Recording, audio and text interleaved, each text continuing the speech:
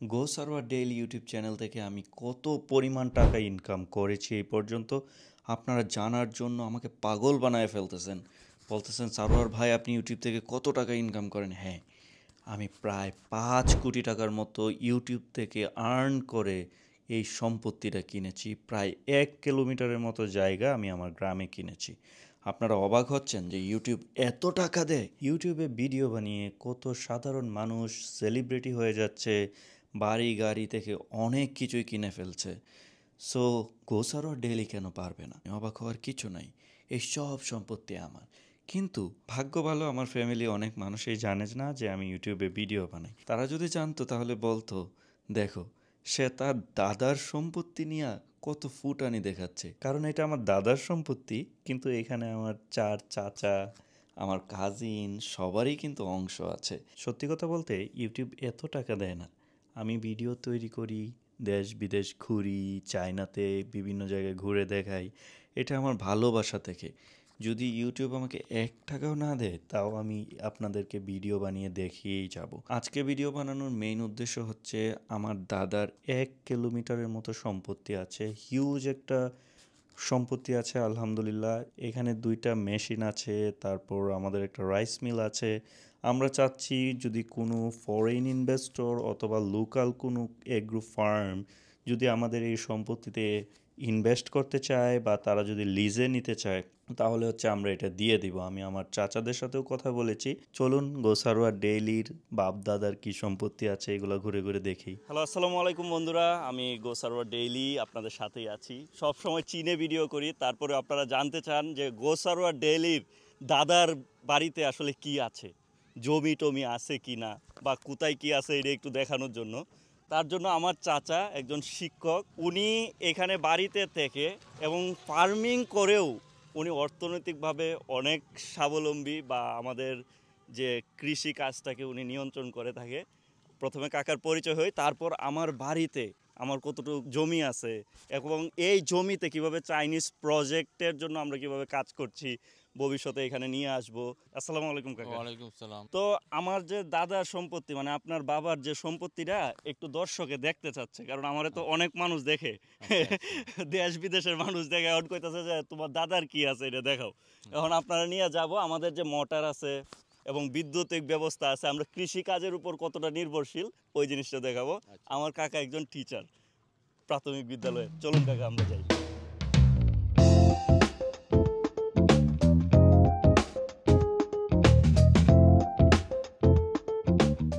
আমরা এখন চলে আসলাম, আমাদের যে একটা মোটর আছে, এটা বিদ্যুতের মাধ্যমে চলে, কারণ আমাদের যে সম্পত্তিগুলো আছে এই সম্পত্তির জন্যই তো কাকা এই মোটরের প্রয়োজন। হ্যাঁ, ওই মোটরটা এবং আমি আরেকটা মোটর ওই জন্য এখান থেকে প্রায় 600 গজ দূরে 600 গজ দূরে আরেকটা মোটর বসাইছেন। আরেকটা মোটর বসাইছি। আর এই যে বিদ্যুতের লাইনটা আপনারা দেখছেন, এই লাইনটা কিন্তু আমাদের জমির উপর দিয়েই আসছে, কারণ আমাদের জমিগুলো করার জন্যই 2টা মেশিন লাগে। আরও কি মেশিন নামানোর দরকার আছে? হ্যাঁ, আমি আরেকটা মেশিন নামানোর পরিকল্পনা করতেছি, আরেকটা ছোট উপরে মোটর বসানো, 2 গোলা মোটর বসানো, এবং এটা সম্পূর্ণ আবার ক্রয়কৃত নিজস্ব অর্থায়নে আমি লাইনটা আনছি। আচ্ছা আচ্ছা। এই লাইনটা আমি নিজস্ব অর্থায়নে আনছি। এখানে আমার বাপ দাদার, এখানে আমার বাপ 12 একরের উপরে সম্পদ আছে। আচ্ছা আচ্ছা। এবং এই এরিয়াটা যেটা আছে সম্পূর্ণ, এবং আমি সেটা আমাদেরকে সম্পদের মিডল স্থানে সর্বোচ্চ স্থানে বসাইছি আচ্ছা। পানি সেচের সুবিধার জন্য। এটা হচ্ছে আমাদের জমির একেবারে মাঝে অবস্থান করতেছে এই মোটরটা। হ্যাঁ। কিন্তু আমাদের আরও 2-3টা মোটর দরকার আমাদের ক্ষেতগুলা করার জন্যই। এবং আমরা চাচ্ছি ভবিষ্যতে বড় ধরনের ধান কাটার মেশিন থেকে শুরু করে চায়না থেকে যদি এইরকম টেকনোলজিগুলো আমরা নিয়ে আসতে পারি, আমরা ধান চাষের উপর নির্ভরশীল হইতে চাই না।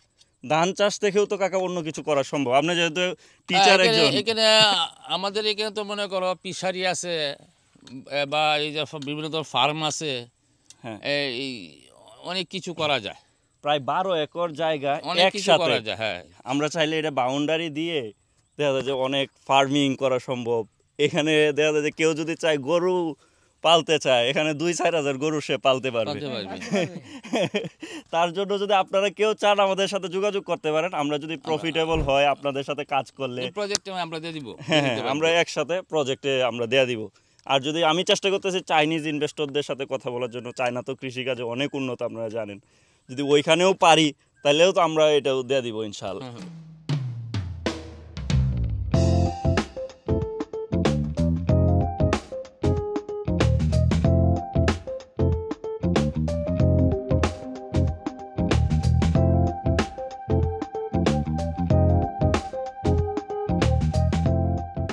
কাকা এই মোটরটা কেন বসাইতে হয়েছে? মানে এই মোটরে পানি দিয়ে কাবার দিতে পারে না, এটার জন্য দ্বিতীয় একটা মোটর মোটর বসাইতে হয়েছে। আরো কি মোটরের প্রয়োজন আছে? প্রয়োজন দুইটা, আরো প্রয়োজন, আরো অনেক প্রয়োজন। আমরা ধান চাষ থেকে অন্য কোনো কিছু চাষ করে বিদেশে রপ্তানি করতে চাই। আমরা নিজেই খাদ্য স্বয়ংসম্পূর্ণ হব। এই যে পেঁয়াজ আনা লাগে ইন্ডিয়া থেকে, আমরা এই পেঁয়াজ টেজ কিছুই আনা যাতে দরকার না হয়, এরকমভাবে আগায় আসতে হবে। এই যে দেখুন কত সুন্দর বিদ্যুৎ দিয়ে চলতেছে, আর বিদ্যুতের সুব্যবস্থা আছে। আপনারা চাইলে অনেক কিছুই করতে পারবেন। বন্ধুরা, আমরা আছি আমাদের জমিগুলার মাঝে অবস্থান করছি। দুইটা মোটর দেখলেন, এর মাঝে অবস্থান করছি। এখানে বড় ধরনের একটা রাস্তার মতো আছে। কাকা এটা তো ড্রেন ছিল। এটা যখন এই জিয়ার আমলে জি, প্রথম যখন মেশিন আনা হয় তখন আমার আব্বা মেশিন আনছিলেন মিষ্টবাসী। সেই মিষ্টবাসী মেশিন আনছিলেন, এমন আমার নদী থেকে সেই ড্রেনটা আসছে এবং সেই নদীতে পানি দিয়ে আমাদের সম্পদ করা হইতো। তাহলে কি কাকা আমরা জিয়াউর রহমানের আমলে বেশি সুবিধা পেয়েছি কৃষিকাজে? হ্যাঁ, ওনার সময়, ওনার আসার আগে, জিয়া রহমান ক্ষমতা আসার আগে জি, এখানে কোনো ফসল হইতো না। আচ্ছা আচ্ছা পাট করতো, পাটও বসালে এখানে তো অনেক পানি হইতো, আচ্ছা, প্রায় এক লগি। বাবা ধান হইতো, দেখা গেছে যে 8 কাঠা 10 কাঠা এক একরও 6-7 ধান হইতো না। জি, মানুষ খুব কষ্টে জীবনযাপন করতো। আচ্ছা। পরে জিয়া রহমান কবাতে গেলেন, কোন রাষ্ট্রের সাথে চুক্তি করেন, মেশিন আনেন মিষ্টবাসী, চায়নার ও সাথে। জাপানি মিষ্টবাসী। চায়না, হ্যাঁ এই প্রথম বাবা জাপানি না, এর আগে আনছিল একটা রাষ্ট্রন, হ্যাঁ, রাষ্ট্রন দাদা আনছিলেন। আর দাদা নিয়ে ওই যে অনেক দূরে এখানে বসায় এই ফোন পানি আনতেন। আচ্ছা আচ্ছা, এরপরে যে ওরকম ক্ষমতা মিষ্টবাসী আনে, তখন এটি এভেলেবল অফিস থেকে সরকারিভাবে বাবা সেই মিষ্টবাসী মেশিনটা আনছিলেন। আচ্ছা আচ্ছা। আনার পরে আমাদের আর একটু সুবিধা হলো যে আমরা সমস্ত কাজ করতে পারতেছি। তাহলে কাকা জিয়াউর রহমানের আমলে আমরা সবচেয়ে বেশি সুবিধা পাইছি কৃষিতে। এবং আমরা যেহেতু লুৎফুজ্জামান বাবরের বাড়ির লোক, তো আমরা তো লুৎফুজ্জামান বাবরের আমলে তো এই এলাকাতে কৃষিকাজের জন্য অনেক উন্নতি হয়েছে। কৃষিকাজ এবং রাস্তাঘাট ছিল না বললেই চলে।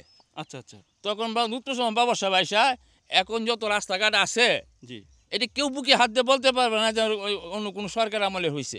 জি, এটা সব বাবরে অ্যালট করে তৈরি গেছে। যেগুলো করতে পারছে না সেগুলো উনি মঞ্জুর করে তৈরি গেছে। পরবর্তী সরকার আইসা গেলে এগুলো করতে বাধ্য হয়েছে। এই এলাকাতে গাড়ি ঘোড়াও তো আগে চলতো না। না না, আগে চালা গাড়িও চলছে না, আর এখন সব হাইটে যাইতে হয়েছে। এই এলাকাটাতে পুরা দেখা যায় যে পিচ কইরে দিছে এবং 2-3 করে ব্রিজ বানায় হ্যাঁ দিছে। হ্যাঁ, বড় নদীতে ব্রিজ। যার কারণে আমাদের এলাকাতে আগে কৃষি পণ্যের দাম ছিল খুবই কম। সেই জায়গা থেকে এই কৃষি পণ্যটা ট্রান্সপোর্টেশন করার কারণে ধানের দামও তো বেড়ে গেছে। যখন লুৎফুজ্জামান বাবর আমরা তো অনেক আমাদেরকে রাস্তাঘাটগুলো করে দিছে, হ্যাঁ হ্যাঁ, তখন তো আমাদের আরও সুবিধা হয়েছে। তারা কম করছে, আমাদের কাছ থেকে নিতে পারছে, আমরাও লাভটা বেশি পাইছি, আমাদের ধানের দরটা বেশি পাইছি। আচ্ছা আচ্ছা, এখন বুঝতে পারছেন এই এলাকার মানুষ কেন লুৎফুজ্জামান বাবর, জিয়াউর রহমান ওদেরকে এত রেসপেক্ট করে। আমাদের এলাকাতে কিন্তু আমাদের এলাকার মানুষ কি চায়? আমরা চাই ধান কিভাবে ফলন হবে, আমাদের কৃষিকাজে কিভাবে আমরা উন্নত করতে পারবো। এখন তারেক রহমান যদি আইসা আমাদেরকে স্ট্রবেরি উৎপাদন শিখায়, ড্রাগন উৎপাদন শিখায়, তাহলে কি আমরা ভোট দিব অন্য জায়গায়? আমাদের তো দেওয়ার কোনো প্রশ্নই আসে না। আর যারা আমাদের দেশে কাজ করবে, কৃষি, শিক্ষা, স্বাস্থ্য, আমরা তাদের পক্ষে থাকবো। জি যে কৃষি প্রযুক্তি আসছিল জিয়াউর রহমানের আমলে, জি, আসার পরে সারা দেশে ধান উৎপাদন হইতেছে। এর আগে তো এত ছিল না। এত ছিল না। মানুষের শেখ মুজিবুর রহমানের আমলে মানুষ খাদ্য সংকটে দুর্ভিক্ষ লাগছে। সেই দুর্ভিক্ষ থেকে জিয়াউর রহমান মানুষকে উত্তোলন করছে এই কৃষি কাজের ভিত্তিতেই। তাহলে কাকা আমাদের তো এখানে 1 একরের একসাথে জমি আছে। এইখানে এটা তো সমস্ত এরিয়াটাই আমার। 12-14 একর তো আমাদের জমি আছে, কিন্তু এখানে যে এইটা যে সবজি আমার, এই প্লটটা 1 একর, 1 একর উপরে আছে। এই 1 একরের মধ্যে তো চাইলে কেউ হ্যাঁ, ফিশারি করতে পারবে। ওই সাইডও আছে। হ্যাঁ হ্যাঁ, ওইটা নিয়ে এখানে 1.5 একর উপরে সম্পত্তি আছে। এটা নিয়ে সবাই ফিশারি করতে পারে নদী পাড় দিয়ে। আচ্ছা আচ্ছা, এই যে যেখানে দাঁড়াইছি, এখান থেকে এই যে উত্তর দিকে ওই যে সীমানা যেখানে আমরা মোটা নিয়ে আসছি, আর ওইদিকে আমাদের পুরা কান্দাটা, যেটা কান্দা বলি আমরা, উঁচু একা, এটা একটা অনেক বিশাল এরিয়া। এটা চতুর্দিকে যদি শুধু 1.5 ফুট 2 ফুট উঁচু হয়ে মাটি কাটা হয়, তাহলে বিশাল আমাদের ফসলও হবে এবং এই মাছ চাষের একটা বিশাল উপযুক্ত স্থান হবে। আমাদের দেশে লোন দেয় কাদেরকে? লোন দেয় সালমান এফ রহমানদের মতো যাদের হাজার হাজার কোটি টাকা আছে তাদেরকে। কিন্তু আমাদের মতো কৃষক ফ্যামিলি যারা আছে ওদেরকে যদি এই লোনগুলা দেয়, 1 কোটি টাকা যদি এখানে লোন দেয়, প্রতি বছরে এইখান থেকে 100 থেকে 150 জন 200 জন লোককে কর্মসংস্থানের ব্যবস্থা করা সম্ভব কাকা, কিন্তু আমাদেরকে দিবে না। এই শেখ হাসিনা তো 17 বছরে দেশটাকে ধ্বংসই করছে, কারণ যাদের টাকা আছে শুধু তাদেরই টাকা হয়েছে, আর যারা গরিব ছিল। আরে আমি তো ওই যে পতনে কয়েক মাস আগে জি আমি পুমারি ব্যাংকে গেছিলাম, জি যে আমার একটা রাইস মিল আছে, সেটাকে আমি একটু বড় করতে চাই, আমাকে কিছু ইনভেস্ট দেন, আমি পারছি না। জি এরপরে আমাকে 5-6 মাস পর্যন্ত টাকা জমা দেওয়া হলো, নেওয়া হলো, তো আপনি আদায় করে লেনদেন করলাম, পর 5-6 মাস পরে আপনার এই লেনদেন হইতো না, বিদেশি এক্সপোর্ট ইম্পোর্ট লাভ। দেখেন আমি একটা রাইস মিল চালাইতেছি, আচ্ছা আচ্ছা সেটা একটা ক্ষুদ্র ব্যবসা, এটা একটু প্রশস্ত করা মানে এখন আমার বিদেশি বা দেখানি লাগবো।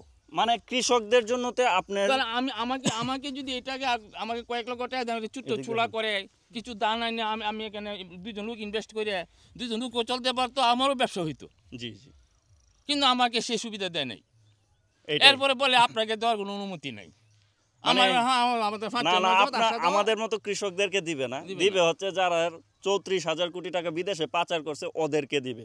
আমরা জানি, আমরা আশা করি তারেক রহমান দেশে আসুক, ডক্টর ইউনূস স্যার আসুক, যেহেতু স্বৈরাচার পতিত হয়েছে, আশা করি আমরা আমাদের জমির যে লোনটা আমরা পাবো ইনশাল্লাহ।